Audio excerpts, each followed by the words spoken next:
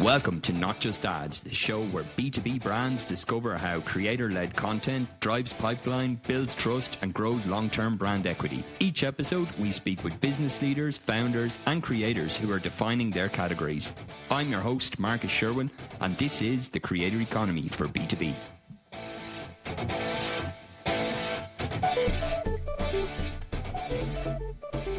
Great. Welcome today to Not Just Ads. I'm delighted to be joined by someone who's built and led marketing teams at some of the most iconic brands in tech. Salesforce, LinkedIn, Box, WeWork, Matterport. Robin Daniels, he's a three-time CMO who's helped companies scale from early growth right through to IPO, led high-profile rebrands, built in go-to-market strategies that drive both brand love and pipeline. Right now, Robin is Chief Business Officer at Zensai, where he's helping redefine what learning platform can be in the modern workplace. He's also a passionate advocate for category creation, connecting brand to demand, and building marketing teams that can thrive under pressure, whether budgets are booming or being cut. I'm delighted to be joined by Robin today. Thank you very much for joining us on the show. Thanks, Marcus. That was quite the long intro. It's good to see you, man. Thanks again for joining. Of course. You've had quite a seasoned background working in a number of well-known tech companies over your career to date. Maybe you could just tell me, in terms of as a CMO, when you look at like B2B space, how do you see channels when you're looking at going to market? What's your overall play when you're looking at different channels and how you work with them, and then kind of how that leads into your go-to-market? I basically try to break it down into three different kind of categories, and there could be more, but I think for simplicity, I just kind of focus on three. One is what I would call, just basically paid marketing. So you can pay to get people's attention. Lots of different ways to do that. And I think very expensive. The quality oftentimes is not always the best. You can tweak it often. The game in paid marketing is really around tweaking and optimization, ensuring that you're constantly tweaking your messaging, tweaking your ICP, tweaking your channels, and all that kind of stuff. So it's a game of kind of inches in some ways, I think. So that's number one. Number two is I would classify it as organic marketing. You can get people's attention, get customers by telling a story that's so interesting that they raise their hand and they will come to you. And I think we live in the golden age of storytelling. There's so many wonderful ways to tell the story of who you are, what you do, how you're different than anybody else out there. And that's the positive side of this. The downside of this golden age of storytelling is that there's just so much noise out there. So if you don't have the courage to be different, to tell a different story, to stand out, to be provocative, emotional, whatever it is, you're never going to break through. People are just so inundated with information. So the second one is organic marketing. Not as predictable, and it doesn't work on the same fast speed. Like if my CEO comes to me and says, we need 100 new leads by the end of the month, the only way to guarantee to get that is to go and pay for those leads. I can't guarantee the quality. I can of course have a theory around it and so on, velocity. Organic marketing just takes longer to break through because you have to be consistently hitting people with the message over and over again, and in a way that's differentiated and kind of organic, that makes people go, I want to learn more about this. And then the third way is I want to classify as community marketing, where you show up where your community is, or your word of mouth spreads throughout your community. That could be small, intimate lunches, dinners, events, whatever it is. It could be showing up in your community in ways where they start talking about you. And it's the most valuable of them all. If I had to kind of classify them, the first one, spend a lot of money. It's hard to get to the right quality. The second one, the quality is much higher, but you have to kind of really work on that for a long period of time. The hardest one to crack is the community-based marketing.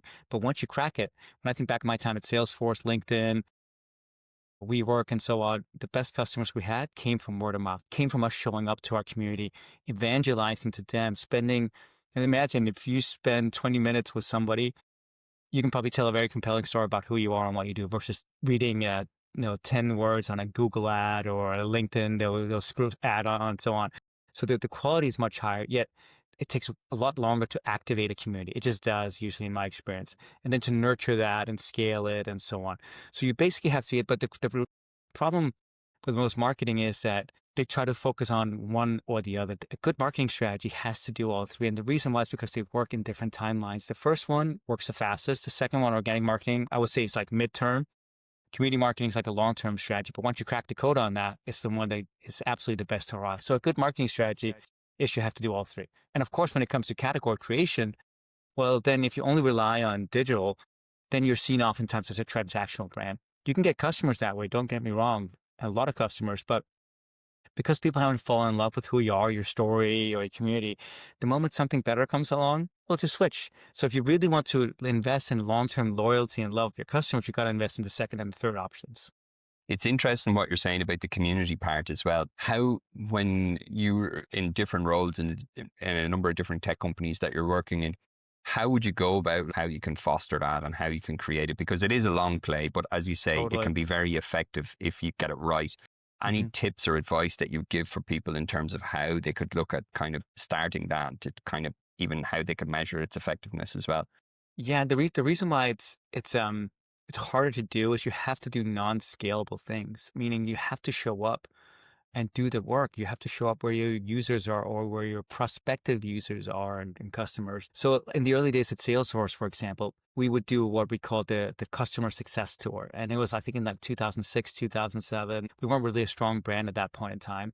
We'd show up in every small city, Kansas City, St. Louis. We'd go to wherever, right? We'd go to Stavanger or Bergen or these small cities everywhere to evangelize the benefit of becoming a cloud first kind of company and using it as something that's different than what you're using from Microsoft or Oracle or SAP and so on. So it was a lot of work. So that's what I'm saying. It's a non-scalable thing because it requires people and resources and effort and time and so on. But we got tremendous amount of love from the community because we would show up to where they are. We got great customers from there, and they became our biggest evangelists. And then word of mouth started spreading because they loved both us showing up and supporting them, but also, of course, the technology that we had. So it's just like a great network effect. But because we invested in that work, so I think if you were to do it today, you could try to do it online. Lots of examples of companies who've done that great. Lovable is a company that I'm very much in awe of how they've built a community online because they've kind of blitz scaled. So you can do it online. I think it's hard though, because again, sometimes you have to there's so much noise in it, and so many competing solutions vying for your attention. So you can do it, but I also think there's just something about the world post-COVID about showing up in front of your community, especially in B2B. I would say in the last 2 years, as I've been going to events, the energy around events is back. I thought honestly for a while during COVID, I'm like, events are never coming back because now people are so comfortable working remotely and from home and so on. But the events I've gone to, just people are so excited to be out and mingling again and talking to each other and sharing experiences and ideas and energy and so on. I think so. If you crack the code on that, it's definitely worth spending time. It doesn't have to cost a lot of money. You just have to put in the effort. Yeah, makes a lot of sense. What you were saying as well about evangeling, like you too, I was listening to an interview recently and they were saying how like college radio in the US was where Mm, they actually built their initial fan base in the US. So they're just going around interesting. playing college in the colleges and college radio. So that's a long time ago. The Yeah. the the other point as well of what you mentioned about like doing things that don't scale. Maybe you could talk a little bit about that even in terms of like other marketing tactics that you looked at Mhm. as well, because we hear now about like automation and about, Mm, reaching as many people as possible in the most yeah. effective way and stuff. But I think there's an important lesson of what you mentioned there of doing things that don't necessarily scale because it will compound That's over right. time. Yeah, and this is where, I'm hesitant to give like the definitive answer. And the reason why, of course, because it depends on what you're selling, to who you're selling, what level. If you're an SMB business, then absolutely lean into automation as much as you can, make as much self-service. If you're more mid-market or enterprise, then and your sales cycles are longer, the product you're selling is more complex, it gets a little different, I think. So the answer is a little bit depending on exactly what you're selling, but we live in a time where just the availability of tools, especially AI-driven platforms out there that we can use to send or do personalized outreach at scale is unlike anything I've seen before. I'm an advisor to a company called Singulate that does that very well, but there's many platforms out there that have like figured out how do we get to know you really well over time, and then how do we then figure out how do we reach out to you with messages or ads that are hyper personalized to you in a way that doesn't cross the creepy line, because that's still something that I think marketers have to be very aware of, because that's also an instant way to lose trust if you cross that line too much. But I think that the availability of tools to do that, to create connection, community, is unlike anything I've seen before. But again, it comes back to kind of my earlier point. It doesn't mean it's easy because there's also so much noise out there. So even though you can now have the tool to get in front of your buyers, in a very personalized way, there still has to be relevant to them, and you have to have courage in how you do it. The key ingredient that I'm kind of pushing marketing leaders that I advise on, or CEOs, or even my own team, is courage. In order for us to break through, in order for anybody to break through, it requires you to have courage. You can't just do more of the same. You have to kind of constantly think about new ways of using platforms, tactics, storytelling in ways that are highly emotional. So even though I've only in my career worked for B2B companies for over 25 years, I've always had the mindset that I try to market like a B2C company. And the reason why is that B2C companies are generally better at eliciting emotions from people. And of course, I totally get that B2B versus B2C is way more complex in terms of like the buying cycle and how long it takes and the amount and so on. But at the highest level, you want to get people emotionally engaged, and then you want to support them on the journey to make that rational or psychological decision to buy your product. But if you can't get them emotionally engaged, they're never going to be your biggest advocates or fans. So you have to figure out how to do that. I think you do that through storytelling. That's why I've always loved the power of storytelling. And again, we live now in a time where you could use LinkedIn, which I'm a huge fan of. I used to work there, and now I'm a super user of LinkedIn. You could use TikTok and Instagram. You can use your blog. You can use podcasts and videos, whatever it is. So many options to tell your story. You just have to have courage in how you tell it. You talked initially about like the three phases of like kind of the paid play, the organic play, and then the community play. When you look at that in terms of your marketing now in say 2025, what are the key things? Like, do you kind of say like, okay, look, we know that, having courage and kind of leaning into that story that can resonate. And at the end of the day, it's like B2B, B2C, you're still connecting with humans, and we're obviously consume stories a lot more than we will like products and features. But I just wonder, from when you think about that from a marketing standpoint, how do you think about that now versus say maybe 10 years ago in the B2B play, where maybe, lead generation of like were like kind of the things and white papers, which is kind of changed now. So I just wonder from your own perspective, how you see that now. I mean, what we're doing at Zensai, we are definitely leaning into storytelling and using organic storytelling. So let's say compared to 10 years ago, of course, storytelling has been around for thousands of years. That's nothing new. But 10 years ago, you had to pay a lot of money to get your story out there. You had to work with PR agencies and whatever it is, creative agencies to do that and figure out ways to buy kind of people's time or sneakily insert it into places where your buyers would be. Now I think it's all about showing up in an authentic way, having courage in your stories. So for example, one of the things we're doing at Zensai, we just over the summer launched a docu-series called Cranked Up, where we're following a Division III women's cycling team. It's kind of like at the same time as the Tour de France was happening. We launched that and we called it Cranked Up. It's about, a team of women cyclists who are coming together in Division III. They want to move up the level so they can eventually have their dream of going to the Tour de France for women. And we thought, well, we're not going to beat some of our competitors by spending more money on Google Ads or on LinkedIn. We just don't have that kind of funding, compared to some of the people that we're up against or companies we're up against. So the only way I think that we can really win is by doing something different. Just kind of out of the blue. Why is Zensai, a tech company in the HR space, sponsoring a women's cycling team? So we can tell the story of how this team is coming together and how they're learning and growing and developing together to become the best that they can be every single day. Because that's what we stand for. We stand for human empowerment, human success, making people the best that they can be through the learning and camaraderie that they have.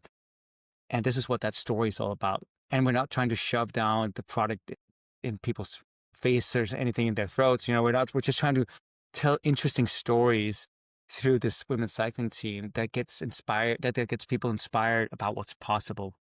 Of course, the goal is, if the halo effect is that people see that coming from Zensai and from me as a leader at Zensai and all the other leaders, they get inspired to want to learn more. They raise their hand and they go, this is super interesting. I want to learn more about what this human success movement is that Zensai is always talking about, what this women's team is talking about. So that's what we're doing. But if I again was a marketing leader today, I would lean heavily into the organic storytelling, because again, it doesn't have to cost a lot. You have infinite channels nearly at your fingertips. You just got to have the courage to figure out how to use them in the correct way. Yeah, that's really interesting about the story about you're saying about the women's cycling team, because while maybe to like on the surface level you'd say, okay, this is not like aligned with the business, but if you look deeper, there is a lot of similarities in terms of like camaraderie, team building, the challenges that you face, and so on. So and It's obviously a very interesting story as well because it has the sport element to it. Well, think about just again, coming back to your question about how's it different than 10 years ago is, I mean, 10 years ago, you do the case study, you sit your customer down, you put a single camera on them, you ask them questions, and they talk about how much they love your product and blah, blah, blah. Yeah. It's been done to death. It's not that it's not Yeah, important or so on, 100%. but it's been done to, it's not very innovative anymore. So Yeah. I'm constantly trying to push the boundaries of how can we innovate on storytelling in ways that are new and unexpected. Will it work? I don't know. There's no roadmap to guide you when you're doing new and unexpected things, Yeah. but I'm willing to try. And if it works, we'll do more of it. And if it doesn't work, we'll move on and we'll do something else. Yeah. How do you share the content on that then? Is it Optimized for LinkedIn. That's where we have our biggest audience between myself and all the other people who work at Zensai. We connect with HR buyers and HR leaders. So we use mainly LinkedIn, but we also post it on Instagram. We post it on TikTok. And then we have a dedicated website for it where people can go and read more and see all the videos. And then, yes, we also get all the writers to post it themselves, of course. So I would say we've posted a few of the episodes now, and I think we're about a month in. We've gotten about 250,000 views, on the videos, which is great. It's kind of exceeded my expectations in many ways of how many people would actually watch this. But again, it's optimized. We were inspired by Welcome to Wrexham, Tour de France Unchained, or Drive to Survive, those kind of shows. But we optimize it for LinkedIn. So they're short videos, 2 to 3 minutes in length. And they're kind of showing the journey as this team progresses from formation all the way to starting to compete in different tournaments. Yeah, no, really interesting. We'll leave a link as well to the show in the show notes as well. Thank you. I'd love to talk to you a little bit about in terms of category leadership, and it's something that Sure. you're very experienced in the number of companies that you've worked in. But I'd like to get a better understanding when you go in and you're in. How do you define space and then where they need to get to become kind of leaders in the category? Like what are the things you look at? Or do you also think then maybe, look, actually, we could define our own category around this? Or like how do you look at that? Well, first of all, I love being an underdog. So I love going into companies where you can kind of help define the category yourself. I think, of course, there's a lot of benefits in being the leader in a category, but in essence, what you then end up doing is you're defending your position all day long. And I've been in that position a few times with different companies. And it's great to some extent. It's one of those when you go to a cocktail party and people ask you where you work and you just say the company name, they don't ask anymore. But if you work at the underdog and you say, I work at Zensai, they're like, who, what do you do, right? If I say I work at LinkedIn, right, which they don't ask any more questions. Like, okay, great. Oh, you work at LinkedIn. And so the reason you want to become a category leader, and there's really two ways you can do it. You can either compete in an existing category or you want to create a new category. So for coming into Zensai, it's a very busy category in the HR space, in the learning space, in the HR space. Lots of players all the way from Workday, SAP, Oracle at the highest level to smaller players like Culture Amp and Docebo and so on. And you can compete in an existing category, which you have to do, which is the reason why startups are so hard, Marcus, is you both have to compete in an existing category in a battlefield that they have set. So you go into an RFP, they've already kind of dictated the terms. So you're always on the defensive. You're trying to prove why you're better than somebody else. You have to do it. It's part of the game. The other way you can also do it is you can create a new category where you get to kind of lay the foundation for how to measure, whether or not this is viable as a product category. And then others start being measured against you. And the truth why startups are so hard is because you oftentimes have to do both. There's no getting around. You have to compete in existing categories. It's how you get in the door in the first place. But for long term, it's very hard because you don't have the resources or the brand power that some of these bigger companies do. So you want to maybe create a new category where you can start dictating the terms. And the reason why ultimately is because if you win a category, the benefits are immense. You become the default choice. When somebody thinks about buying a CRM system today, they think Salesforce. When somebody thinks about buying an electric car, Tesla probably comes up first of all. It doesn't mean they have the best products, but they're usually the ones that come up for top of mind in those different categories, right? And then if you're then the second in the category, third, maybe you're still in the short list. But if you're not even in the top 5 or top 10, you're not going to be a part of like the consideration. So you want to move up in an existing category, but ideally you want to create a new category completely. It's what, some of these leaders have done so well. Salesforce, it was hard when I was there to compete against Oracle, SAP, Microsoft, and so on in the CRM category. So we kind of had to redefine what the category was in the first place, right? It was around like a different delivery method, different business model, and so on. Tesla, of course, you could buy a car. You can probably buy cars that are way better than Tesla, but they've certainly dominated in the electric car field when people think of that. and they've set the standard, and now at least they have something that you can compare against. So what we're trying to do, at Zensai is we believe that the future of HR is not around benefits, forced learning. It's around empowering people to be the best they can be every single day. And we're guided by this North Star around 70% of people are unhappy in their jobs. They want to quit. And the reason why when you dig into the data is because they don't feel supported. They don't feel like they're growing, learning, or developing in any way. So we said to ourselves, how can we turn this around? How do we create a world where people are motivated to be the best that they can be every single day, to learn, grow, and get the motivation they need to succeed? And what do we call this? So we came up with this term called human success, which is all around, we define it as being empowered every day to be the best that you can be. Taking the small steps, you don't become a hero from one day to another. You take these small incremental steps. You have your atomic habits, if you want to use that phrase, to every single day move towards a goal that's inspiring to you, whatever that goal might be. And that's how we define human success. And we have the platform to enable that. It's a learning platform. It's a performance management platform. It's an employee engagement platform. So you can be motivated in the right way. You can learn the right skills. You can hit the right goals. That's ultimately how you become the best that you can be, by doing all those things. And that's what we call human success. That's what we're trying to do. But in order to create that category or win that category, it's a long journey. You don't create a category in weeks or months or even quarters. It usually takes a few years to do so. That's at least my experience. Yeah. If you were looking at like kind of say for a company Mm-hmm. launching a category today, Mm-hmm. let's say in the B2B space, how would you look at doing that then from organic and a paid to like make it, you know what I mean, sticky? Like Yeah. what you've told us there about like human success, that's going to resonate with a lot of people, because you've also mentioned as well the stats of people Mm-hmm. not being satisfied in their jobs and so on. So there's obviously, that's a significant number. But Yeah. I wonder if you're looking at somebody launching it, of how you would, not necessarily the category you're in, but just say Mm-hmm. like if you were to look at creating a category, what would you think would be like a narrative, or how you would go about a framework in order to create that category, and how you would look at it then from a marketing activation standpoint, whether it's community led, whether it's organic led or paid led, or all three on a platform like LinkedIn? I think the first step is you create something that is emotionally exciting, and then you have to get your company, everybody in your company, activated to be excited by this. I think any kind of big transformation always starts from within. It doesn't start from without, and it can't be just be the marketing team that's going around talking about this category. It has to be the whole company. Your positioning and branding and category creation, it's not just a marketing strategy, it's the whole company strategy. So it has to start there. And so when you're doing the early phases of this and you're testing and iterating, and you can tell that people are either really excited or they're not so excited internally, then you know you're onto it. It's just something that when I tell Marcus, you want to go tell your family about, your friends about, and so on. If you're not, then maybe we're not quite there yet. We need to iterate. It needs to be something where people feel ownership over this. So all transformation starts internally before it starts externally. The second thing around how you activate that, then again, we live in this magical time of storytelling. I'm all in on the LinkedIn platform, especially as a B2B company. I think B2C, you probably would choose some other categories if you're creating some new kind of drink or food or shoe or whatever it is. Maybe it's more Instagram, TikTok, some of those platforms as well. I think if you're in the B2B space, there's no better time to really be on LinkedIn and activate your employees on LinkedIn as well. That's what we do a lot. We have about just over 200 employees. And combined, if we get everyone activated on this, that's millions and millions of people that we can reach through our combined network in a very either free way or at least low cost. But I don't think it has to cost a lot of money.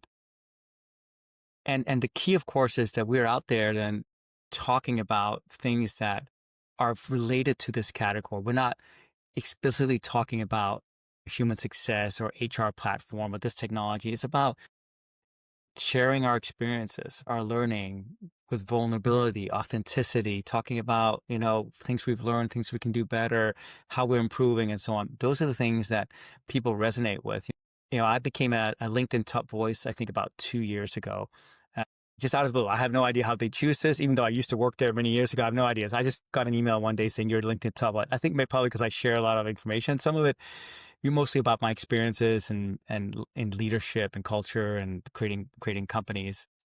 And based on that, I've been able to go out there and inspire the rest of my company to also start posting, because they see a leader like me doing it every single day. Sometimes, actually most times, not perfect. I have a lot of, I think, openness and vulnerability and authenticity in what I post because I try to just have my own voice, but it inspires everybody else in the company to do so as well. And they've found their own ways of doing it, sometimes even better than I have.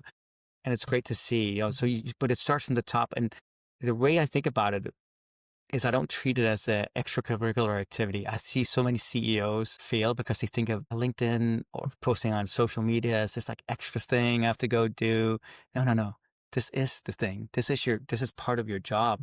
Like if you're finding it's a mental block because you think it's an extra thing, put it in your diary, make it part of the thing, because this is how you reach new markets, new customers, how you get the word out about there, how you're different than anything else that's out there in the industry. I would lean heavily, heavily into that. But then you also, there's many places where you can write great thought leader articles. You can use Substack, you can get on Forbes, you can try to get, into many other publications as well. But then you have to have something interesting to say. So it just requires effort. I mean, the secret behind all of this, Marcus, is it just requires effort. There's nothing that's going to be handed to you for free. You have to lean into it. If you do something half-ass, you're going to see half-ass results, right? So you want to actually lean into this in a way that shows that you're committed to it. Yeah, definitely. One other thing there you mentioned as well in terms of like that you're a top voice on LinkedIn, you share regularly, and I think that companies and people that we've had on the show, one of the points that came up a lot was like if they see people from C-suite or leaders within the company that they're actively sharing, it makes it easier for them, I guess. They feel more supported. They feel that it's like it's part of the culture of the company. I wonder from your perspective as well around the creator economy in terms of like how you see now that there's a huge rise in this in terms of people within companies that are creating content and they're working with certain brands and so on. I just like to see from your own space in a human success / HR space. Are you seeing the same in terms of those creators working with brands? Have you worked with creators before yourselves, or have you seen anything, any success there, or is it something that you're already doing it organically? So there's not a need yet. Yeah, I've tried to be a helpful creator to other brands, and I've tried to use them in my own capacity with mixed results, if I'm honest about it. I don't really do it much anymore. I always feel a little squeamish about it because I feel like it's inauthentic to how I show up on LinkedIn as an example. And so I'm also just mindful of using others for that effect as well. Cause I think people are so inundated with information that I think you can smell through when somebody's being paid to say something. Right. Yeah. And I'm just like, it can easily backfire. So I don't know if that's the way I want to show up. I think showing up with all your warts and all, I think is probably a better strategy to do, or inspire people with what you're doing, and they will post organically then for you versus like trying to get people to. That's not to say, of course, the creator economy is huge and there's a lot of power in it. I just have maybe not cracked the code on it if I'm honest about it. But I think there's probably definitely lots you could do. I haven't seen it. Maybe it's a LinkedIn thing. I haven't seen it effectively on LinkedIn yet. I've seen it more on some of the more I would say TikTok and Instagram and so on, where I see those creators show up. But maybe you can tell me what your experience is. I feel like I haven't cracked the code on it yet, if I'm honest. Yeah, it's an interesting point of what you raise about kind of, feeling a bit squirmish because you're getting paid. And I think you're right. I think people can see that if it's something that it's not aligned. Some people we've talked to, some people that are creators and full-time creators, and they would say that they can see that if they do something and they haven't used the product or they haven't found it useful, that it's going to affect their audience and the way that they're seen, like maybe 3 or 6 months down the line. So at least from people that I've talked with, they try to ensure that there's some alignment there, whether that they've used the product and they found it useful and that their audience will find a use from this as well. So I think that's the thing. If it's like something that's, it's just a pure like kind of paid partnership and that there's no relevance, that can be not maybe as effective. But like in a lot of things in B2B, I think it's still at the point where it's kind of catching up. There is a couple of platforms. Limelight is one where they connect a lot of B2B creators with brand, but I think more brands are leaning into it now. But it's key that there's not that feeling of like that it's inauthentic. I think that's where the key of anything is like making sure that it's authentic and relatable. It's also like, so I talk about leadership, culture, happiness a lot in my feed, as you've probably seen. And so when I talk about human success, it's not inauthentic because it's very aligned with that. Well, if I suddenly start talking about analytics platforms or something. It's just weird, right? And just like it feels like icky to me, I'm like, so, and I care so much about my audience because I've built it up over such a period of time that I don't want to lose that by being inauthentic to them.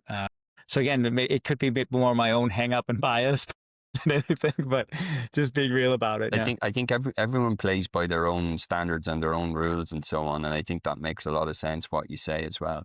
I'd love to hear from your perspective. You've been more than 2 decades in the space, the B2B space. Some of the highlight are like kind of trends. Obviously, we're leaning much more in kind of the story led content and maybe more longer form content, but what other trends do you hear? Obviously, AI, I know, will be one, but like, is there anything else even within that space or anything else that you see that's going to kind of change things over the next, say, 2 to 3 years in the B2B space? I mean, it's obvious, but just the way that people find and consume information is just so radically different already here in 2025. And it's only going to accelerate, I think, in the next 5 to 10 years, how people find information. They won't necessarily go to your website. And they won't maybe necessarily go to some of the websites that we know even today. They might use completely different methods of finding the information they need and comparing you against others based on their own criteria versus the criteria that people have set up. So I think we're in for a wild ride. I don't really honestly have the full picture, but I know at Zensai, we're constantly thinking about how do we ensure that we're showing up in LLMs in the best way possible to our audience. So if somebody's going into ChatGPT or Anthropic or whatever it is and saying, hey, I'm looking for an HR platform for a small mid-market company in Germany that uses Microsoft, that we show up as the number one option, right? So, but there's no, I don't know how some of these LLMs get their information and so on. I mean, there's a lot of articles out there and learning, but I don't think anybody has really cracked the code, but it's going to be a lot of effort. As a marketing leader, I would say this is one of the things you have to be obsessed about is that the old ways, SEO, is going to kind of change radically. I don't know if it's going to die, but it's going to change radically. The way that you pay for people's attention is going to change radically. I think that the through line, luckily, is that storytelling is going to continue to be a constant. So do that, but you have to, of course, constantly evolve how you tell that story. And the way that you show up for your community. I think community is going to be a superpower. You have to figure out how to crack that code and lean into it.